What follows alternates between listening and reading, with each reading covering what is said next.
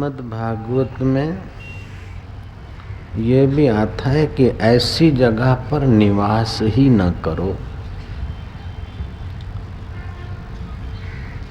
जहाँ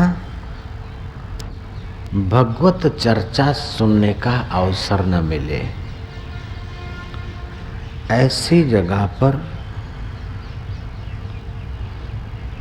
न रहो जहाँ हरि रस का अभाव हो। भगवत भक्त साधु जनों का संग न हो सके, ऐसे देश में, ऐसी जगह में, ऐसे स्थान में न रहो।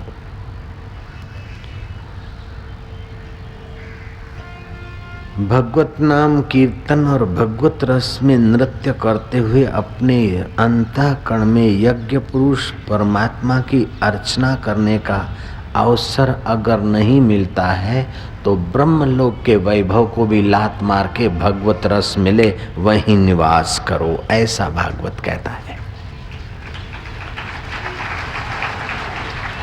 न यत्र वैकुंठ कथा सुधा पगः न साधवो भगवतास्तदाश्रयः न यत्र यज्ञेशमखः महोत्सवः सुरसलोकेऽपि न वसै सेव्यताम्।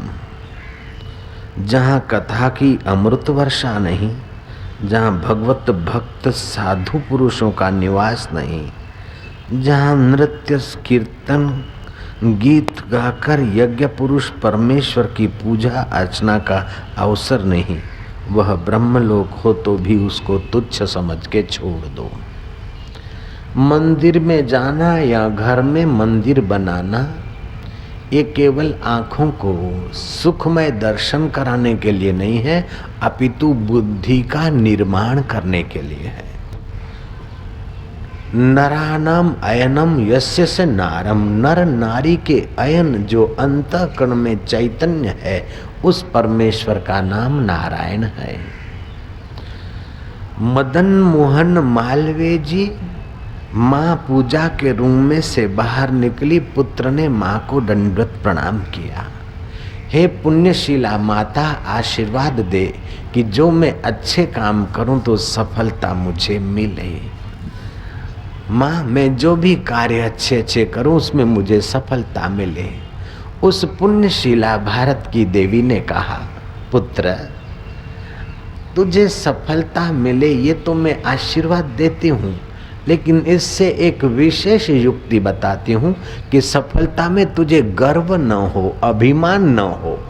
सफलता का अभिमान भी बहुत खतरनाक है। सफलता में अभिमान न हो और विफलता में विषाद न हो, ऐसी परम दृष्टि तुझे प्राप्त हो मेरे पुत्र। मैं तुझे ऐसी कुंजी देती हूँ, धन्य है वो माता। तुम भी अपने बच्चों को ऐसी कुंजी दो, सफलता में अभिमान न हो और विफलता में विषाद न हो। तुम भी ऐसी कुंजी का उपयोग करो और अपने कुटुंबियों को भी दो। उस पूजा गृह से निकली, अपने मन और मति को स्वच्छ की हुई मदन मोहन मालवीय की मां ने कहा, वत्स तुम जिस किसी से मिलो, चाहे वो पठित हो चाहे अनपढ़ हो, चाहे धनवान हो चाहे निर्धन हो, लेकिन उसकी गहराई में, उसकी आँखों की गहराई में, मन की गहराई में, बुद्धि की गहराई में, जीव और जीव की गहराई में वो चैतन्य नर नारी में चमक रहा वो नारायण, उस नारायण का सुमरण करो। तुम जो भी अच्छा काम करो तो 4 बार नारायण नारायण नारायण नारायण बोलकर कार्य का आरंभ करो। और जिस किसी से तुम मिलो तो भावना करो इसकी गहराई में मेरा नारायण है। निंदा, नफरत और बुराई ने तो संसार को नरक बना लिया, लेकिन नारायण की दृष्टि संसार को स्वर्ग से भी पार आत्मानंद का प्रसाद देने में सक्षम है। बॉम्ब और तलवार, चाकू और छुरियां, तीर कमान इतना नुकसान नहीं करते जितना गलत विचार नुकसान करते। मेवा, मिठाई, लड्डू, पुड़िया, स्वर्ग का अमृत इतना फायदा नहीं करता है जितना सत्संग का अमृत फायदा करता है समाज में। किसी को रोटी खिला देना पुण्य कर्म तो है, लेकिन 4 घंटे के बाद उसका पेट खाली हो जाएगा। आपको तो पुण्य होगा उतना ही, 4 घंटे उसका दुख निवृत्ति हुई। अगर उसके रोजी रोटी की व्यवस्था आप 1 महीने के लिए करते हैं तो 1 दिन की अपेक्षा 1 महीने का पुण्य कर्म ज्यादा माना जाएगा। अगर उसकी दुख की निवृत्ति आप 2 महीने के लिए करते हैं तो 1 हफ्ता, 1 दिन या 1 महीने की अपेक्षा दुख निवृत्ति 2 महीने तक की तो वो पुण्य कर्म बड़ा माना जाएगा। प्राणी की दुख निवृत्ति जितना अधिक समय तक आपके द्वारा होती है उतना आपका पुण्य कर्म बड़ा माना जाता है। विवेकानंद कहते थे कि मनुष्य प्राणी को सदा के लिए भोजन, रहन सहन, गाड़ी मोटर और एक फैमिली डॉक्टर भी दे दो, फिर भी उसके सब दुख दूर नहीं होंगे, क्योंकि दुखों को बनाने की फैक्ट्री जो अविद्या है, हृदय में राग द्वेष है, ईश्वर विमुख जो चिंतन है, वो उसकी दुख की फैक्ट्री अंदर दुख बनाती रहेगी।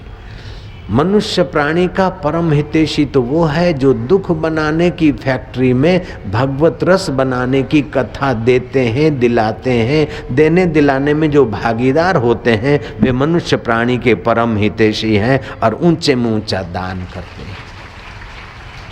8 प्रकार का दान माना गया है, अच्छा है। सतयुग, त्रेता, द्वापर, कलयुग, इन 4 युगों में सत्य, यज्ञ, तप और दान की महत्ता है। सतयुग गया तो सत गया, त्रेता गया तो तप गया, द्वापर गया तो यज्ञ गया, दानम केवलम कलिजुगे। कलयुग में दान की बड़ी महिमा है। दान 8 प्रकार के होते हैं। भूमि दान, गौदान, गौरस दान, घी आदि, मक्खन आदि, छाछ आदि। भूमि दान, गौदान, गौरस दान, सुवर्ण दान, कन्यादान,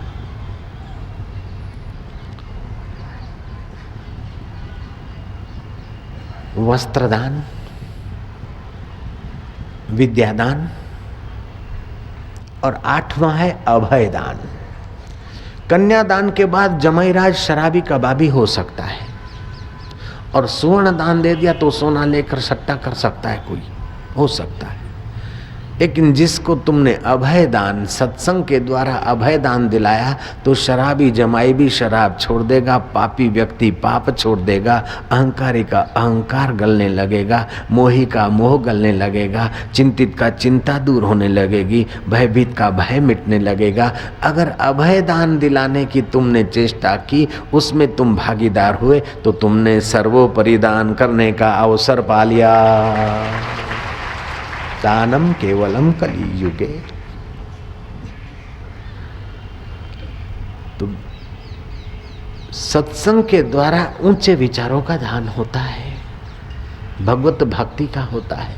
माँ ने अपने पुत्र को कहा कि बेटा तू जिस किसी से मिले तो नर नारी में छुपा हुआ वो नारायण, उसका स्मरण करके मिल, तेरे कठिन कार्य भी सुगम कर देगा वो नारायण। और मदन मोहन मालवीय जी की आदत पड़ गई, माँ के आशीर्वाद के बाद हर काम में वो आरंभ में नारायण का 4 बार सुमरन करके फिर जाते थे। और आपको भी सलाह देता हूँ, और मुझे बहुत फायदा हुआ है, इसलिए आपको सलाह देता हूँ कि आप भी जो काम का आरंभ करें, चाहे रसोई घर में प्रवेश करके रसोई बनाती हो तो 4 बार बोल दो नारायण नारायण नारायण नारायण। दुकान पे जाते हो तब भी, शयन खंड में जाते हो तब भी, और सुबह का आरंभ करते हो, नींद में से उठते हो तब भी। मैं तो ये भी कह सकता हूँ, अगर रोने की तैयारी हो तो 4 बार नारायण नारायण करके रोना शुरू करोगे तो रोना भी तुम्हारा भक्ति में हो सकता है, गिना जा सकता है। हंसना हो तभी भी और कीर्तन करना हो तभी भी। जो कुछ आरंभ करो, आरंभ में और अंत में नारायण नाम का संपुट दे दो, आपको बहुत लाभ होगा। मुझे हुआ है, मदन मोहन जी को हुआ है, हनुमान प्रसाद पोद्दार को मदन मोहन जी ने बताया कि मुझे लाभ हुआ है, आप किया करो, और वे करते थे। और गीता प्रेस गोरखपुर के बहुत देवी कार्य उनके द्वारा हुए।